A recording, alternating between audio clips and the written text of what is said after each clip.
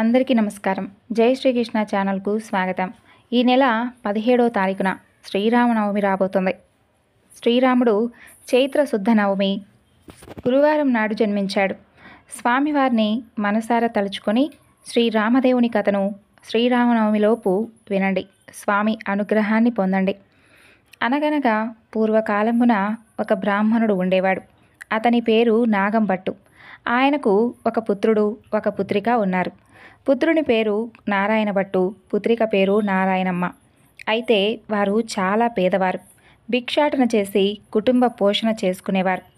అయితే అలా కొన్నేళ్లయ్యేసరికి నాగంభట్టు కాశీకి వెళ్ళి ధనాన్ని సంపాదించుకోవాలి అనేటటువంటి ఒక ఆశతో భార్యతో చెప్పి తెల్లవారుజామున నిద్రలేచి కాశీకి ప్రయాణమై అలా వెళుతూ ఉండగా కొంత దూరం వెళ్ళేసరికి దారిలో అతనికి సూతులవారు, వ్యాసులవారు, అలాగే నారదులవారు ఎదురవుతారు.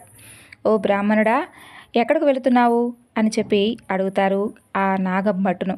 అప్పుడు ఆ నాగంభట్టు, అయ్యా, నేను కాశీకి ధనాన్ని సంపాదించుకోవడానికై వెళుతున్నాను అని చెప్తాడు. అప్పుడు వారు, ఓ వెర్రి బ్రాహ్మణుడా, కాశీకి వెళితే నీకు ధనం ఎవరైనా మూటగట్టి ఇస్తారా ఏమిటి? అసలు కాశీకి వెళితే గంగా స్నానం దొరుకుతుంది, అలాగే విశ్వేశ్వరుల యొక్క దర్శనం దొరుకుతుంది, అన్నపూర్ణమ్మ తల్లి దర్శనం దొరుకుతుంది. మేము ఒక కథ చెబుతాము, వింటావా అని అడుగుతారు. మీరు ఏ దేవుని కథ గురించి చెబుతున్నారో వివరించండి స్వామి, తప్పకుండా వింటాను అని వేడుకుంటాడు ఆ బ్రాహ్మణుడు. పూర్వకాలమున కోసల రాజ్యం ఉంది. ఆ రాజ్యాన్ని పాలించేటటువంటి దశరథ మహారాజు ఉండేవాడు. అయితే ఆయన పిల్లల కోసం పుత్రకామేష్టి యాగం చేయగా దేవతలు ప్రత్యక్షమై ఆయనకు పాయస పాత్ర ఇచ్చారు. అది పట్టుకొని వెళ్ళి తన భార్యలైనటువంటి కౌసల్య, సుమిత్ర, కైకేయి అనేటటువంటి 3 భార్యలకు ఇస్తాడు. వారు 3 భుజించగానే వారు గర్భవతులవుతారు. అలా వారికి నవమాసములు నిండగానే చైత్ర శుద్ధ నవమి నాడు పునర్వసు నక్షత్రమున శ్రీరామ, లక్ష్మణ, భరత, శత్రుఘ్నులు అనేటటువంటి 4 కుమారులు జన్మిస్తారు. అయితే వారు దినదిన ప్రవర్ధమానులై బాలచంద్రుని వలె పెరుగుతూ ఉంటారు. కొన్నాళ్ళయ్యేసరికి విశ్వామిత్రుడు వచ్చి రామలక్ష్మణులిద్దరినీ కూడా యాగ సంరక్షణార్థం తనతో పాటు పంపమని చెప్పి దశరథ మహారాజును అడగగా విశ్వామిత్రునితో రామలక్ష్మణులను పంపించుటకు దశరథుడు అంగీకరించగా ముని వారిద్దరికీ కూడా బల, అతిబల అనేటటువంటి విద్యలను నేర్పిస్తాడు. రాముడు తాటకిని చంపి శివుని విల్లు విరిచి సీతను పెళ్లాడి అహల్యను శాప విమోచనం చేసి పరశురాముని యొక్క గర్వభంగం చేసి కైకవరం చేత 14 ఏళ్లు అరణ్యవాసంలో ఉండగా రావణాసురుడు సీతను ఎత్తుకొని వెళ్ళగా లంకాపురమునకేగి లంకా దహనం చేసి రావణాసురుని వధించి విభీషణకు పట్టము గట్టి తిరిగి వచ్చి పట్టాభిషిక్తుడై సుఖంగా రాజ్యాన్ని ఏలుచూ ఉండెను. ఇది రామదేవుని కథగా చెప్పి 5 లక్ష్మీ వారములు పూజలు చేసి ఆవు నేతితో దీపం పెట్టి ఆవు పాలు, గోధుమ రవ్వ, పంచదార కలిపి 5 ఉండలుగా ప్రసాదం చేసి రామదేవునకు నైవేద్యం పెట్టాలి. 1 ఉండ రామదేవునికి, 1 ఉండ బ్రాహ్మణుడికి, 1 ఉండ ముత్తైదువుకు, 1 ఇరుగు పొరుగు వారికి, 1 ఉండ భార్యా పిల్లలు తినాలి. ఈ విధంగా 5 లక్ష్మీ వారాలు పూజ చేయాలి. ప్రతినిత్యము కూడా ఇప్పుడు నీకు చెప్పాను కదా, రామదేవుని కథ చెప్పుకున్న తరువాత అష్టైశ్వర్యములతో, ఇష్ట సంపదలతో వారు తప్పకుండా తూగుతారు. అలా అయిన తర్వాత కొంతకాలం అయ్యేసరికి ఇదివరకే కాశీకి వెళ్ళాలి అని అనుకుంటాడు కదా నాగంభట్టు. అయితే అతను మాత్రం కాశీకి వెళ్ళలేదు. మరలా వెళ్ళవచ్చులే అని చెప్పి తిరిగి ఇంటికి వస్తాడు. ఇంటికి వచ్చిన తర్వాత వారి కుమారుణ్ణి, కుమార్తెలను ఇద్దరినీ కూడా, అమ్మాయి, అబ్బాయి, ఇలా రండి, మీకు ఒక కథ చెబుతాను. ఆ కథను భక్తి శ్రద్ధలతో వింటూ నేను వచ్చే వరకు శ్రీరామదేవుణ్ణి పూజిస్తూ నేను మరలా తిరిగి వచ్చేంత వరకు ఈ కథను భక్తి శ్రద్ధలతో వింటూ ఉండండి అని చెబుతాడు. ఆ తరువాత తిరిగి కాశీకి బయలుదేరి వెళతాడు నాగంభట్టు. అయితే ఆ మరునాడే నాగంభట్టు కుమారుడు ఆయవారమునకు వెళ్ళి వచ్చి ఇంటికి వచ్చిన తర్వాత, అమ్మా, రామదేవుని కథ గురించి చెబుతాను, విందువుగాని రామ్మా అని పిలుస్తాడు తన తల్లిని. నాయనా, వంటవేళ పొద్దున్నే దాసి పాచి పనికి వచ్చేటటువంటి సమయం కదా, ఇప్పుడు నేను ఆ కథ గురించి వినలేను అని చెబుతుంది. మరలా మధ్యాహ్నం వేళ, అమ్మా, ఇప్పుడైనా కథ చెబుతాను, విందువుగాని రావమ్మా అని పిలుస్తాడు నారాయణ భట్టు. ఇప్పుడేం కథ నాయనా, పడకవేళ నిద్రవేళ ఇప్పుడు నేను వినలేను అని చెబుతుంది ఆ తల్లి. ఇక రామదేవునికి కోపం వచ్చి ఎలాగైతే వారికి ఐశ్వర్యాలు వస్తాయో అలాగే వాటిని తిరిగి వెళ్ళిపోయే విధంగా వారింట్లో ఉండేటటువంటి బిందెలు, చెంబులు, గిన్నెలు ఇలా అన్నీ కూడా ఒకదాని తర్వాత ఒకటి దొరులుకుంటూ వెళ్ళి ఇరుగు పొరుగు వారి ఇళ్ళకి వెళ్ళిపోతాయి. అలా వెళుతూ ఉన్నటువంటి సమయంలోనే పూర్వం నుండి వారింట్లో ఉన్నటువంటి ముష్టెత్తుకునేటటువంటి ఒక చిల్లు రాగి చెంబు కూడా దొర్లుకుంటూ వెళ్ళిపోతూ ఉంటుందట. అప్పుడు నారాయణమ్మ చూసి, అమ్మా అదైనా ఉంచవే, కనీసం అదైనా ఉంచమని చెప్పి రామదేవుణ్ణి కోరుకోవే అని అడుగుతుంది. అప్పుడు ఆమె అదైనా ఉంచు రామదేవుడా తండ్రి అంటూ వేడుకుంటుంది. ఆ చెంబు తప్ప మిగతావన్నీ కూడా వస్తువులన్నీ వెళ్ళిపోతూ ఉంటాయి. వారి గూటిలో ఉన్నటువంటి ఒక వెండి కంచం కూడా దొర్లిపోతూ ఉండగా అప్పుడు ఆమె ఆ కంచం అంచు పట్టుకొని లాగిందట. సగం అంచు వారికి, సగం అంచు పొరుగు వారికి వెళ్ళిపోయిందట. అలా మరునాటి ఉదయాన్నే ఆమె వారింటికి నిప్పు కోసమై వెళ్తుంది. వారింట్లో ఉన్నటువంటి కంచం అంచు మాదే అని చెప్పి ఆ ఇంటి ఆవిడతో అంటుంది. మీ కంచం అంచు మా ఇంటికి ఎలా వచ్చిందమ్మా? మేము ఏమన్నా మీ ఇంటికి వచ్చామా? లేదు కదా. మీరు మా ఇంటికి వచ్చారా? అది లేదు. కాబట్టి ఆ కంచం మాదే అని అంటుంది ఆ ఇంటి ఆవిడ. అలా కాదు, మా ఇంట్లో కూడా కంచం అంచుంది, పట్టుకొని వస్తాను చూడు కావాలంటే అంటూ రెండూ దగ్గర పెట్టి చూడగా ఆ రెండు అతుక్కుపోతాయి. ఇక ఆ ఎదురింటావిడ ఆ కంచం మాదే అని చెప్పి ఆవిడే పుచ్చుకుంటుంది. అప్పుడు నాగంభట్టు భార్య సిగ్గుపడి లజ్జపడి ఇంటికి తిరిగి వచ్చేస్తుంది. అప్పుడు నాగంభట్టు కుమారుడు నారాయణ భట్టు ఆ అమ్మను ఇలా అంటాడు. ఏమమ్మా, వారు ఏమని అన్నారు అని అడుగుతాడు. ఆ కంచం వారిదే అని చెప్పి వారే పుచ్చుకున్నారు నాయనా అని చెబుతుంది ఆ తల్లి. సరే, ఇప్పుడైనా రామదేవుని కథను గురించి చెబుతున్నాను, వింటావా అమ్మా అని అడుగుతాడు. నేను కథను వినను, కార్యము వినను, ఏ పని పాటో చేసుకొని బ్రతుకుతా కానీ రామదేవుని కథ మాత్రం వినను అని చెబుతుంది ఆ తల్లి. ఎలా వచ్చినటువంటి ఐశ్వర్యం అలాగే వెళ్ళిపోయింది. నీ చెల్లెల్ని మాత్రం నువ్వు వెంట తీసుకొని ఎక్కడికైనా వెళ్ళి ఎవరికైనా ఇచ్చి పెళ్లి చేయరా నాయనా అని చెబుతుంది ఆ తల్లి. ఆమె యొక్క ఆజ్ఞ ప్రకారంగానే నారాయణ భట్టు ప్రయాణమవుతాడు. అలా వారు ఊరి చివరకు వెళ్ళేసరికి కాశీకి వెళ్ళినటువంటి నాగంభట్టు తిరుగు ప్రయాణమై ధనాన్ని మూటగట్టుకొని వస్తూ ఉంటాడు. అలా కొంత దూరం వచ్చేసరికి ఆయన ఊరు చివరకు వస్తాడు. అక్కడ అతనికి ఒక కోనేరు కనిపిస్తుంది. ఆ కోనేరులో కాళ్ళు కడుగుకుంటూ ఉండగా ఎక్కడి నుండో కానీ ఒక పెద్ద గరుడ పక్షి వచ్చి ఆ డబ్బు మూటను ఎత్తుకొని వెళుతుంది. అయ్యో అని నాగంభట్టు విచారిస్తూ ఇంటికి వస్తూ ఉండగా కొంత దూరం వచ్చేసరికి నారాయణ భట్టును చూసి, అబ్బాయ్ అమ్మాయి మీరు సుఖంగానే ఉన్నారా అని అడుగుతాడు నాగంభట్టు. ఏముంది నాన్నగారు, యథాప్రకారంగా ఎలాంటి లోటు లేదు. మీరు వెళ్ళినది మొదలు మీరు చెప్పినటువంటి రామదేవుని కథ గురించి చెబుతాను వినమంటే అమ్మ అస్సలు ఒక్కరోజు కూడా వినలేదు. కాబట్టి రామదేవునికి కోపం వచ్చి మనకు ఏ విధంగా అయితే ఐశ్వర్యం వచ్చిందో అలాగే మరలా తిరిగి వెళ్ళిపోయింది అని చెప్పి జరిగిందంతా కూడా తండ్రికి వివరిస్తాడు. ఆమె ఆజ్ఞ ప్రకారం చెల్లిని వెంటబెట్టుకొని ఇలా వస్తున్నాను, మీ ఆజ్ఞ ఏమిటో చెప్పండి నాన్నగారు అని అంటాడు నారాయణ భట్టు.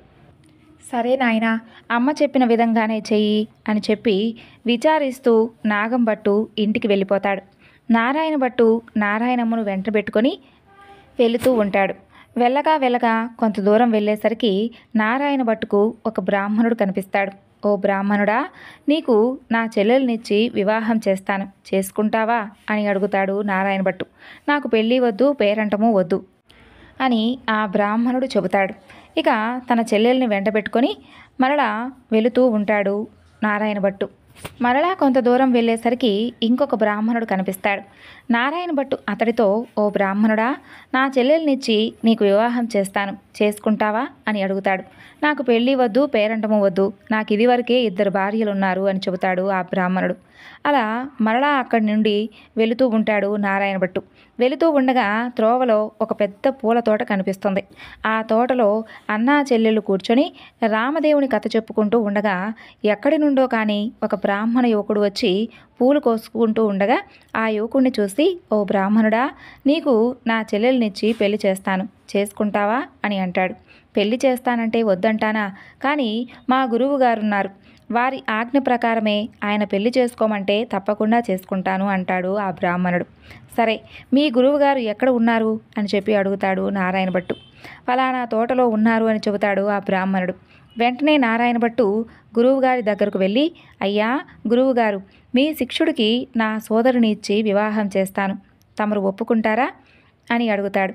అంతటా ఆ గురువు, బ్రహ్మచారి గృహస్థునిగా చేస్తాను అంటే వద్దు అంటానా నాయనా, కానీ వాడి దగ్గర చింతాకంత బంగారం కూడా లేదు, గోపాదమంత భూమి కూడా లేదు, మీకిష్టమైతే చేయండి, కష్టమైతే మానుకోండి అని చెబుతాడు ఆ గురువు. అప్పుడు నారాయణ భట్టు గురువు గారికి దండం పెట్టి అలా అక్కడి నుండి మరొక చోటకు వెళ్ళి 4 రాటలు తెచ్చి పందిరి వేసి గుచ్చినటువంటి ముత్యాలు తోరణాలు కట్టి గుచ్చినటువంటి ముత్యాలు తలంబ్రాలు పోసి 70 యాగాల నారాయణమ్మనిచ్చి పెళ్లి చేశాడు. ఆ తరువాత వివాహం జరిగిన తరువాత వారందరూ అక్కడే కూర్చొని కథ చెప్పుకుంటారు. అలా కొన్నాళ్ళు అయ్యేసరికి ఒక విప్రుడు వచ్చి, మీకు 4 ఎకరాల భూమిని దారపోస్తాను, పుచ్చుకోవాల్సిందిగా చెప్పగా అప్పుడు వారు, మేము రామదేవుని కథ చెప్పుకుంటున్నాం, కథ అయితే పుచ్చుకుంటాం, మీకు ఇష్టమైతే కూర్చొని కథ వినండి అని అంటారు. కథ అయిన తరువాత ఆ బ్రాహ్మణుడు రాగి చెంబులో నీరు పోసి, ఫలానా తోటలో ఆస్తి ఉంది, అనుభవించమని చెప్పి 4 ఎకరాల భూమి వారికి దారపోసి ఆ విప్రుడు ఎక్కడికో వెళ్ళిపోతాడు. ఆ 4 ఎకరాల భూమి అనుభవిస్తూ కథ చెప్పుకుంటూ అక్కడే ఉంటారు ఈ ముగ్గురు. అలా కొన్నాళ్ళు అయ్యేసరికి ఆ ఊరి రాజుగారు ఒక భవనం కట్టించి కొంత ధనాన్ని పుణ్యదంపతులకు దారపోయాలని చెప్పి చూస్తూ ఉంటాడు. అలా ఎక్కడ వెతికినా సరే పుణ్యదంపతులు మాత్రం ఆ రాజుకు దొరకలేదు. ఆ రాత్రి రామదేవుడు రాజుగారి కలలో కనిపించి, ఫలానా తోటలో పుణ్యదంపతులు ఉన్నారు, వారిని తీసుకుని వచ్చి దారపోయండి అని చెప్పి ఆజ్ఞాపిస్తారట. అలా వారి ఆజ్ఞ ప్రకారంగానే మరునాడు ఉదయాన్నే లేచి 16 మంది బోయిలను పల్లకిని పంపిస్తాడు. వారు అక్కడకు వెళ్ళేసరికి ఆ పుణ్యదంపతులు అక్కడ కనిపిస్తారు. ఏమండోయ్, మా దేశపు రాజుగారు ఒక గృహాన్ని కొంత భాగాన్ని మీ ఇద్దరికీ కూడా దారపోస్తారట, మిమ్మల్ని ఇప్పుడే వెంటబెట్టుకొని రమ్మని చెప్పి మమ్మల్ని పంపించారు, కాబట్టి మాతో పాటు రావాల్సింది అని అంటారు రాజభటులు. మేము ప్రస్తుతం రామదేవుని కథ చెప్పుకుంటూ ఉన్నాం, మీకు కనుక ఇష్టమైతే ఇక్కడే కూర్చొని కథ వినండి అని అంటారు వారు. అప్పుడు ఆ బోయలు కథ విన్న తరువాత ఆ పుణ్య దంపతులను తీసుకొని రాజుగారి దగ్గరకు వెళ్ళి వారిని అప్పగిస్తారు. ఆ రాజు సంతోషంతో ఆ గృహాన్ని ధనాన్ని వారికి ధారపోసి వెళ్ళిపోతాడు. అప్పుడు నారాయణమ్మ, నారాయణ భట్టు ఆమె భర్త అక్కడే కూర్చుని ఆ గృహాన్ని ఆ ధనాన్ని 4 ఎకరాల భూమిని అనుభవిస్తూ అక్కడ కథ చెప్పుకుంటూ జీవిస్తుంటారు. అలా కొన్ని దినములు అయ్యేసరికి నారాయణ భట్టు, అమ్మాయి, నేను ఈ విధంగా ఎన్ని రోజులని ఇలా ఉండను చెప్పు, కాబట్టి నేనే స్వయంగా వెళ్ళి రామదేవుణ్ణి తీసుకొని వస్తాను, నీవు నీ భర్త కథను మాత్రం మర్చిపోకుండా చెప్పుకోండి అని చెప్పి నారాయణ భట్టు ప్రయాణమై వెళుతూ ఉండగా నారాయణమ్మ ఆమె భర్త ఇద్దరూ కూడా కథ చెప్పుకుంటూ ఉంటారు. అలా నారాయణ భట్టు కొంత దూరం వెళ్ళగా ఒక గ్రామం వస్తుంది. ఆ గ్రామంలో ఒక యాదవ పిల్లవాడు వడ్లు ఎండబోసుకొని అక్కడ కాపలా కూర్చొని ఉంటాడు. ఆ పిల్లవాడిని చూసి, ఓ గోపపాలక, ఈ గ్రామంలోని విశేషాలేమిటి అని అడుగుతాడు నారాయణ భట్టు. ఏముంది బాబు, నేనేమో పుట్టుకతోనే అందుడను, మా వాళ్ళు వడ్లు ఎండపోసి నన్ను ఇదిగో ఇలా కాపలా కూర్చోమని చెప్పారు, కర్ర పుచ్చుకోమని చెప్పి నా చేతికి ఈ కర్రను ఇచ్చారు, కాబట్టి నేను ఇక్కడ కూర్చున్నాను, నా అవస్థ ఇలా ఉంది బాబు అని చెబుతాడు. నారాయణ భట్టు, అవునా, సరే, అయితే నీకొక కథ గురించి చెబుతాను, వింటావా అని అంటాడు. అలాగే వింటాను, చెప్పమని అంటాడు ఆ గోపబాలకుడు. రామదేవుని కథ వ్రత విధానము చెప్పి తరువాత పూజా విశేషములన్నీ కూడా చెప్పేసరికి ఆ పిల్లవాడికి కొంచెం కళ్ళు కనిపిస్తాయి. ఓహో, కథలోనే ఇంత మహత్యం ఉంది, ఇక వ్రతం చేసుకుంటే ఇంకెంత మహత్యం ఉంటుందో, అసలు ఇది ఏ దైవానిది, ఏ దేవుడిదో చెప్పమని అంటాడు ఆ పిల్లవాడు. అది రామదేవుని మహత్యం. 5 లక్ష్మీవారములు పూజ చేసి ఆవు నేతితో దీపం పెట్టాలి, ప్రసాదం 5 ఉండలుగా చేసి రామదేవునికి, ముత్తైదువులకు, బ్రాహ్మణులకు, ఇరుగు పొరుగు వారికి ఇచ్చి భార్య పిల్లలతో పాటు తినాలి అని చెప్పి నారాయణ భట్టు అక్కడి నుండి వెళ్ళిపోతాడు. తిరిగి కొంత దూరం వెళ్ళేసరికి అక్కడ ఒక రాజు విచారిస్తూ కనిపిస్తాడు. ఆ రాజును చూసి, ఏమి రాజుగారు, ఎందుకు ఇలా కూర్చున్నారు, ఎందుకు తమరు విచారిస్తున్నారు అని అడుగుతాడు నారాయణ భట్టు. నాయనా, నా భార్య బిడ్డలు పరారైపోయారు, నా రాజ్యమంతా పరాయి రాజులు తీసుకున్నారు, నా అవస్థ ఇలా ఉంది, అని చెబుతాడు. అవునా, సరే రాజుగారు, మీకు ఒక కథ గురించి చెబుతాను, వింటారా అని అడుగుతాడు. ఓ, తప్పకుండా వింటాను, చెప్పవలసింది మహానుభావా అని అంటాడు ఆ రాజు. నారాయణ భట్టు రామదేవుని కథ అంతా చెప్పి వ్రత విధానం అంతా కూడా వివరిస్తాడు ఆ రాజుగారికి. అప్పుడు ఆ రాజుగారు వ్రతం చేసుకోగా పరారైనటువంటి భార్యాబిడ్డలు, పరాయి రాజులు తీసుకున్నటువంటి రాజ్యము తిరిగి ప్రాప్తిస్తుంది. అప్పుడు ఆ రాజు సంతోషంతో నారాయణ భట్టును చూసి, ఏమయ్యా మహానుభావ, మీరు అసలు మానవ మాతృలైతే కారు, మీరు ఏ దైవానివో చెప్తే మిమ్మల్ని నేను పూజించుకుంటాను అని అంటాడు. అప్పుడు నారాయణ భట్టు, నేనేమి దేవుణ్ణి కాను, ఇది రామదేవుని కథ. ఈ మహత్యాన్ని మీరు ఐదు లక్ష్మీ వారములు కానీ 5 ఆదివారములు కానీ పూజించాలి అని చెప్పి వ్రత విధానం అంతా కూడా చెప్పి మరలా కొంత దూరం వెళుతూ ఉండగా అతనికి ఒక స్త్రీ విచారిస్తూ కూర్చోవడం కనిపిస్తుంది. ఆ స్త్రీని చూసి నారాయణ భట్టు, ఏమమ్మా, ఎందుకమ్మా ఇలా విచారిస్తూ ఉన్నావు అని అడుగుతాడు. అప్పుడు ఆమె, ఏముంది బాబు, చిన్నతనంలోనే పెళ్లి చేసుకున్నాను, నా భర్త దేశాంతరం వెళ్ళిపోయాడు, నా తల్లి తండ్రి అత్తమామలు కొన్నాళ్ళు చూసుకున్నారు, అలా ఎన్నాళ్ళు నిన్ను ఈ విధంగా చూసుకోవాలి, ఇలా మేము పోషించాలి అని చెప్పి నన్ను వదిలివేశారు, కాబట్టి నా అవస్థ చూస్తే ఇలా ఉంది బాబు అని చెబుతుంది. అప్పుడు నారాయణ భట్టు, అవునా, సరే, నేను నీకొక కథ గురించి చెబుతాను, వింటావా అని అంటాడు. తప్పకుండా వింటాను బాబు, చెప్పమని అంటుంది ఆ స్త్రీ. నారాయణ భట్టు రామదేవుని కథంతా చెప్పి వ్రత విధానం అంతా చెప్పేసరికి దేశాంతరం వెళ్ళినటువంటి ఆమె భర్త తిరిగి వస్తాడు. తల్లి తండ్రి అత్తమామలు వస్తారు. ఆమె సంతోషించి నారాయణ భట్టును చూసి, ఏమయ్యా మహానుభావ, మిమ్మల్ని చూస్తుంటే సాక్షాత్తు ఆ పరంధాముడిలాగే ఉన్నారు, మీరు అసలు ఏ దైవానివి, మిమ్మల్ని నేను పూజించుకుంటాను, చెప్పండి అని అడుగుతుంది. ఇదంతా రామదేవుని కథామహత్యం. 5 లక్ష్మీ వారములు 5 వారములు మానకుండా పూజ చెయ్యి, కథ విధానమంతా కూడా చెప్పుకో అని చెప్పి కొంత దూరం వెళ్ళేసరికి నారాయణ భట్టుకు ఒక గ్రామం కనిపిస్తుంది. ఆ గ్రామానికి చేరుకుంటాడు. ఆ గ్రామంలో ఒక ఇల్లాలి ఇంటికి వెళ్ళి, అమ్మా, పూజ చేసుకుంటాను, కొంచెం ఇల్లుని ఇస్తావా కాసేపు అని అడుగుతాడు. మా ఇంట్లో మడి ఆచారం ఉంది కాబట్టి కుదరదు, ఇల్లు లేదు పాడు లేదు, వెళ్ళిపో అని అంటుంది ఆ ఇల్లాలు. అప్పుడు నారాయణ భట్టు, కోనేరైనా చూపించు తల్లి అని అడుగుతాడు. తూర్పు దిశ ఈశాన్య మూలగా ఒక కోనేరు ఉంది, వెళ్ళు అని చెబుతుంది ఆ ఇల్లాలు.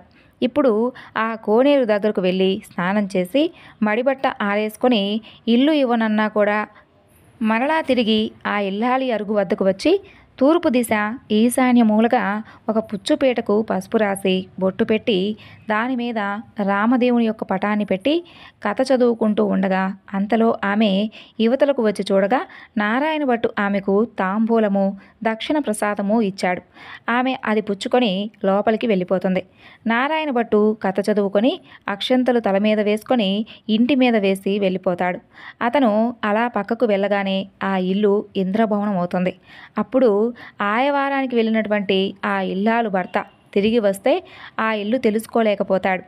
ఆమె వీధి అరుగు మీద కావలి కాస్తూ కూర్చొని ఉంటుంది. అంతలో ఆమె భర్త ఎడమోటా పెడమోటా వేసుకొని ఇల్లు కనిపించక కంగారు పడిపోయి అక్కడే నిలబడి చూస్తూ ఉంటాడు. అప్పుడు ఆమె చూసి, ఇల్లు మనదేనండి, ఇలా రండి, ఇది మన ఇల్లే అని చెప్పి చెబుతుంది. మన ఇల్లా? ఇది మన ఇల్లు కాదు, నేను రాను అని చెప్పి ఆమె భర్త చెబుతాడు. లేదయ్యా, ఇది మన ఇల్లే, నేను రానంటే రాను అంటాడు ఆ భర్త. అప్పుడు ఆమె ఇలా చెబుతుంది, ఎక్కడి నుండో కానీ ఒక బ్రాహ్మణుడు వచ్చాడు, పూజ చేసుకుంటాను, ఇల్లు ఇవ్వమని చెప్పి అడిగాడు. నేను ఇవ్వను అని చెప్పాను. అప్పుడు అతను కనీసం నాకు ఒక కోనేరైనా చూపించు తల్లి అని అడిగాడు. అప్పుడు నేను అతనికి తూర్పు దిశగా ఈశాన్య మూల కోనేరు ఉంది కదా, దానిని చూపించాను. అతను ఆ కోనేరు దగ్గరకు వెళ్ళి స్నానం చేసి మడిబట్ట ఆరవేసుకొని మన అరుగు మీదకు వచ్చి ఒక పీటకు పసుపు రాసి కుంకుమ బొట్టు పెట్టి తూర్పు దిశ ఈశాన్య మూలగా రామదేవుని పటాన్ని పెట్టి పూజ చేసి ఆవు పాలు గోధుమ నూక పంచదార కలిపి ప్రసాదంగా ఉండలు చేసి రామదేవునికి నైవేద్యం పెట్టి కథ చెప్పుకున్నాడు. నేను బయటకు వచ్చేసరికి తాంబూలాది దక్షిణ ప్రసాదాలు నాకు కూడా ఇచ్చాడు. ఇక నేను లోపలికి వెళ్ళిపోయి ఆ ప్రసాదాన్ని తిని తరువాత అతన్ని చూడగా అతను కొన్ని అక్షంతలు తల మీద వేసుకొని మరికొన్ని అక్షంతలు మన ఇంటి మీద వేసి అతను వెళ్ళిపోయాడు. తరువాత ఇల్లు చూస్తే ఇలా ఇంద్రభవనంగా మారిపోయింది. ఇదంతా ఆ ప్రసాదం యొక్క మహత్యం అని చెప్పి ఆ ఇల్లాడు చెబుతుంది. ఆయన పూజ చేసుకుంటానంటే వద్దు అన్నావా? ఓసి నిర్భాగ్యురాల పాపిష్టిదానా, అసలు అతను ఏ దిశగా వెళ్ళాడో చెప్పు అని అంటాడు. అతను ఈశాన్య మూలగా వెళ్ళాడు అని చెబుతుంది ఆ ఇల్లాలు. అయితే అతను ఆమె చెప్పిన విధంగా నారాయణ భట్టును వెతుకుతూ బయలుదేరతాడు. కొంత దూరం వెళ్ళగా నారాయణ భట్టు ఆ బ్రాహ్మణుడికి కనిపిస్తాడు. అప్పుడు ఆ బ్రాహ్మణుడు, ఏమయ్యా మహానుభావ, మీరు మా ఇంటికి రావాల్సింది, మిమ్మల్ని తప్పకుండా మేము పూజించుకోవాలి అని అంటాడు. మీ ఇంటికి ఇప్పుడు రాలేను, రామదేవుణ్ణి వెతుకుడగై నేను బయలుదేరి వెళుతూ ఉన్నాను అని చెబుతాడు నారాయణ భట్టు. అప్పుడు ఆ బ్రాహ్మణుడు, అలా కాదు మహానుభావ, మీరు మా ఇంటికి వచ్చి పూజ చేసుకుంటాను అంటే మా ఇంటి ఇల్లాలు ఇవ్వను అని చెప్పిందట కదా, కాబట్టి మాది తప్పు అయింది, మా తప్పును క్షమించి మా ఇంటికి రావాల్సింది. మీరు అసలు ఏ దైవానివో చెప్పండి, మిమ్మల్ని తప్పకుండా మేము పూజించుకునే తీరాలి. మీ ఇల్లు కాబట్టి మీరు ఇవ్వను అన్నారు, మీ తప్పేమీ లేదు, రావడం నాదే తప్పు అని అంటాడు నారాయణ భట్టు. నేను ఏ దేవుణ్ణూ కాను, ఇదంతా కూడా రామదేవుని యొక్క కథామహత్యం. నీవు ఇంటికి వెళ్ళి 5 లక్ష్మీవారాలు 5 ఆదివారాలు పూజ చేసుకోమని చెప్పి వ్రత విధానం అంతా కూడా ఆ బ్రాహ్మణుడికి చెబుతాడు. ఇక రామదేవుని వెతుక్కొని వచ్చేటప్పుడు తప్పకుండా మీ ఇంటికి వస్తాను అని చెబుతాడు నారాయణ భట్టు. అప్పుడు ఆ బ్రాహ్మణుడు ఇంటికి వెళ్ళి, కథలోనే ఇంత మహత్యం ఉంది, ఇక వ్రతం చేసుకుంటే ఇంకెంత మహత్యం ఉంటుందో అని చెప్పి పూజ చేసుకొని కథ చెప్పుకొని అష్టైశ్వర్యాలతో అష్ట సంపదలతో తూలతూగుతూ ఉంటారు. ఇక నారాయణ భట్టు ఎండనక వాననక తిండనక తిప్పలనక ఆకలనక దప్పెనక చెట్టనక పుట్టనక నీడనక భయమనక అలా అర్ధరాత్రనక అరణ్యాల వెంబడి వెళుతూ ఉండగా కొంత దూరం వెళ్ళేసరికి నారాయణ భట్టు మూర్ఛిల్లి కళ్ళు తిరిగి కింద పడిపోతాడు. అప్పుడు రామదేవునకు అతనిపై దయ కలిగి ముసలి బ్రాహ్మణ వేషంతో వచ్చి నారాయణ భట్టు ఎదురుగా నిలుచుని నారాయణ భట్టు ముఖం తుడిచి అతన్ని లేవదీసి మంచినీళ్ళిచ్చి, మా ఇంట్లో భోజనం చేద్దుగాని రానాయనా అని చెబుతాడు. నేను భోజనం మాత్రం చేయను, నేను రామదేవుని వెతుక్కుంటూ ఇలా వెళుతూ ఉన్నాను, ఒక కోనేరు మాత్రం ఉంటే నాకు చూపించండి, చూపిస్తే స్నానం చేసి వస్తాను అని అంటాడు నారాయణ భట్టు. తూర్పు దిశ ఈశాన్య మూల ఒక కోనేరు ఉంది, వెళ్ళమని చెబుతాడు ఆ ముసలి బ్రాహ్మణ రూపంలో ఉన్నటువంటి శ్రీరాముడు. నారాయణ భట్టు ఆ కోనేరు వద్దకు వెళ్ళి స్నానం చేసి పైకి వచ్చేసరికి అక్కడ ఇంద్రభవనంలా మారిపోతుంది. ఇక లోపలికి వచ్చేసరికి సీతమ్మ వారు వెండి కంచాలు, వెండి పీటలు, పైడి కంచాలు కనిపిస్తాయి. అప్పుడు నారాయణ భట్టుకు రామదేవుడు సీతమ్మ ఎదురయ్యి, మా ఇంట్లో భోజనం చేదురు కానీ రమ్మని పిలుస్తారు. నేను భోజనం మాత్రం చేయను, రామదేవుని వెతుక్కోవడానికై వెళుతూ ఉన్నాను అని చెబుతాడు నారాయణ భట్టు. నేను రామదేవుణ్ణి అని చెబుతాడు రామదేవుడు. అయితే కావచ్చు మహానుభావ, నాకైతే దర్శనం కావాలి అని చెబుతాడు నారాయణ భట్టు. అప్పుడు పులి చర్మంతో, రుద్రాక్షలతో, విభూది రేఖలతో, నడుమున నాగాభరణంతో, శిరస్సున గంగతో, పక్కన పార్వతీదేవితో, త్రిశూలము, త్రినేత్రముతో నందివాహనుడై పరమేశ్వరుడు ప్రత్యక్షమవుతాడు. అప్పుడు నారాయణ భట్టు వారిని అనేక విధాలుగా స్తోత్రం చేస్తాడు. తరువాత స్తోత్రం చేయగా ఆ స్తోత్రానికి పరమేశ్వరుడు ప్రత్యక్షమవుతాడు. అప్పుడు నారాయణ భట్టు విష్ణుమూర్తి కూడా ప్రత్యక్షం కావాలని చెప్పి కోరుకుంటాడు. అప్పుడు విష్ణుమూర్తి వక్షస్థలమున వనమాలికతో, మెరుగుతీగ వంటి లక్ష్మీదేవితో, శంఖచక్ర గదాధరుడై నెమలిపించము ధరించి ప్రత్యక్షమవుతాడు. అప్పుడు హరిని కూడా నారాయణ భట్టు స్తోత్రం చేస్తాడు. ఇక ఆ స్తోత్రం చేసేసరికి హనుమ, సీతారామ లక్ష్మణ, భరత శత్రుఘ్నులు సపరివార సహితంగా శ్రీరామచంద్రుడు ప్రత్యక్షమవుతాడు. అప్పుడు రామదేవుడు, ఇప్పుడైనా భోజనం చేస్తావా అంటూ నారాయణ భట్టును అడుగుతాడు. ఓ తప్పకుండా చేస్తాను, భోజనమైన తరువాత నాతో పాటు వస్తాను అని చెప్పి అభయమిస్తేనే భోజనం చేస్తాను అంటాడు నారాయణ భట్టు. అప్పుడు సీతమ్మ తల్లి 4 కూరలు, నవకాయ పిండి వంటలతో పంచభక్ష పరమాన్నాలు వండి వెండి కంచాలు పైడపీటలు వేసి వారి బంధుకోటి పరివార సహితంగా నారాయణ భట్టుకు సీతామహాతల్లి భోజనం వడ్డిస్తుంది. అలా అందరూ భోజనాలు చేసి లేచి కర్పూర తాంబూలం వేసుకున్న తర్వాత, నాతో వస్తావని చెప్పి అభయం ఇచ్చావు కదా, కాబట్టి మా ఇంటికి నాతో పాటు రావాల్సింది అని చెప్పి వేడుకుంటాడు నారాయణ భట్టు. అప్పుడు నారాయణ భట్టు ముందు, రామదేవుడు వెనుక తాను బయలుదేరి వెళుతూ ఉంటారు. అలా కొంత దూరం వెళ్ళగా నారాయణ భట్టు వెనుకకు తిరిగి చూస్తాడు. అప్పుడు రామదేవుడు కనిపించడు. అప్పుడు నారాయణ భట్టుకు ముఖం తిరిగి మూర్ఛ వచ్చి నేల మీద పడిపోతాడు. అప్పుడు రామదేవుడికు దయ కలిగి ఒక ముసలి బ్రాహ్మణ వేషంలో వచ్చి నారాయణ భట్టు ముఖం తుడిచి లేవదీసి మంచినీళ్ళిచ్చి, ఏమి ఇలా పడిపోయావు నువ్వు నాతో నడవలేని వాడవు, అసలు నన్నెందుకు రమ్మన్నావు అని అడుగుతాడు. దేవా, నీ మహిమను బ్రహ్మాది దేవతలు, యోగీశ్వరులు, మునీశ్వరులు, తపస్సులు కూడా తెలుసుకోలేరు.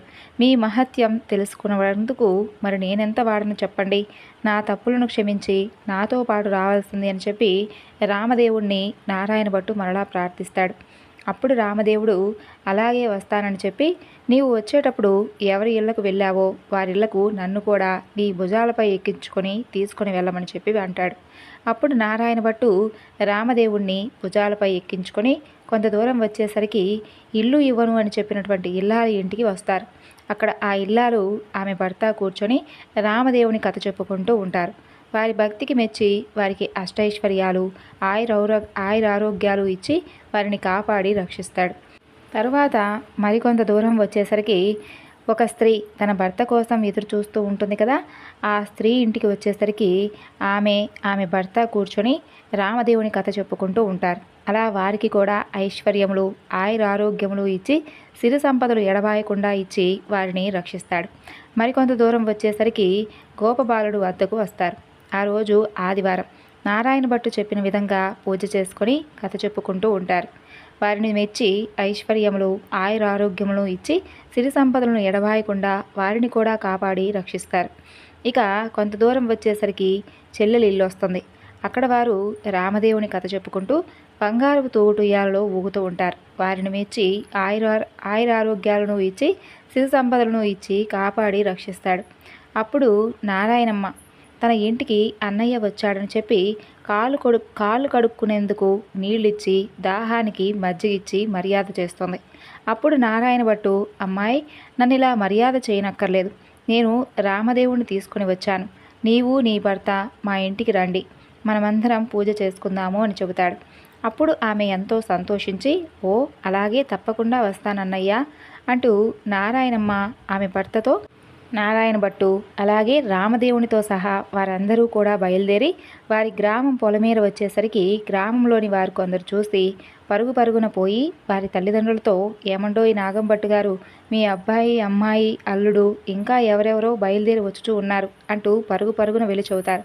అప్పుడు నారాయణ భట్టు తల్లిదండ్రులు పరుగున వచ్చి సంతోషంతో కుమారుణ్ణి, కుమార్తెను కౌగిలించుకుపోతారు. అప్పుడు నారాయణ భట్టు చూసి, అమ్మా, నువ్వు నన్ను ముట్టుకోవద్దు. ఇప్పుడు నేను రామదేవుణ్ణి తీసుకొని వచ్చుచున్నాను. మీరు మా ఇంటికి వెళ్ళి 4 మూలలు దులిపి నల్లగా అలికి తెల్లగా ముగ్గు పెట్టి పచ్చగా పసుపు రాసి మామిడాకులు తోరణాలు కట్టి ఒక పీటకు పసుపు రాసి బొట్టు పెట్టి తూర్పు దిశ ఈశాన్య మూలగా ఉంచి రామదేవుని పటం పెట్టి గోధుమ నూక, పంచదార, ఆవు పాలు కలిపి ప్రసాదం 5 ఉండలు చేసి పూజకు అన్నీ సిద్ధం చేసి నాకు కబురు చేయండి. అప్పుడు నేను రామదేవుని తీసుకొని వస్తాను అని చెబుతాడు. ఇక వారు సంతోషంగా ఇంటికి వచ్చి 4 మూలలా దులిపి అలికి ముగ్గులు పెట్టి పచ్చగా పసుపు రాసి మామిడాకులు తోరణాలు కట్టి 4 మూలలా వెతకగా ఒక పుచ్చు పీట కనిపిస్తుంది. ఆ పీటకే పసుపు రాసి పొట్టు పెట్టి కుమారుడు ఏదైతే చెబుతాడో ఆ చెప్పిన విధంగానే సిద్ధపరుస్తారు. నీవు రామదేవుని తీసుకొని రమ్మని చెప్పి కుమారునికి కబురు పంపుతారు. అప్పుడు నారాయణ భట్టు సంతోషంతో రామదేవుణ్ణి భుజాలపై ఎక్కించుకొని ఆ గ్రామం 4 వీధులు ఊరేగించి ఇంటికి తీసుకుని వచ్చి రామదేవునితో, తండ్రి, మా ఇంట్లో మీరు కుడిపాదం పెట్టవాలను అని చెప్పి ప్రార్థిస్తాడు. అప్పుడు రామదేవుడు వారింట్లో కుడిపాదం పెట్టేసరికి పెద్ద ఇంద్రభవనంగా మారిపోతుంది. అప్పుడు నారాయణ భట్టు రామదేవునితో ఇలా అంటాడు, అపరాధిని కాబట్టి నాకున్నటువంటి ఈ పుచ్చుపేటయే సింహాసనం అనుకొని దయ ఉంచి తమరు కూర్చుండవలసింది అంటూ వినయంగా ప్రార్థిస్తాడు. ఆ మాట రామదేవునికి జాలి కలిగి ఆ పీట మీద కూర్చునేసరికి అది వజ్రాలు, వైడూర్యాలు, కెంపులు, మాణిక్యాలతో చేసినటువంటి బంగారపు సింహాసనంగా మారిపోతుంది. ఆ తరువాత హనుమ, సీత, లక్ష్మణ, భరత, శత్రుఘ్నాది సపరివార సమేతంగా శ్రీరామచంద్రమూర్తి తన ఇంట్లో ఆసీనులై వెలుస్తారు. అప్పుడు రామదేవుని వ్రతం చేసుకుందామనేసరికి అంతలోనే ఎక్కడి నుండో కానీ ఒక బీద బ్రాహ్మణుడు వచ్చి, ఏమండోయ్ నాగంభట్టు గారు, మీ అబ్బాయికి మా అమ్మాయినిచ్చి పెళ్లి చేస్తాం, ఒప్పుకుంటారా అని అడగగా, పెళ్లి చేస్తానంటే వద్దంటానా బాబు, అలాగే చేసుకుంటాం అని అంటాడు. ఇక నాగంభట్టు గారు పచ్చని పందిరులు వేయించి గుచ్చినటువంటి ముత్యాలు తోరణాలు కట్టి గుచ్చినటువంటి ముత్యాలు తలంబ్రాలుగా పోసి 70 యాగాలు నారాయణ భట్టు పెళ్లి చేస్తాడు.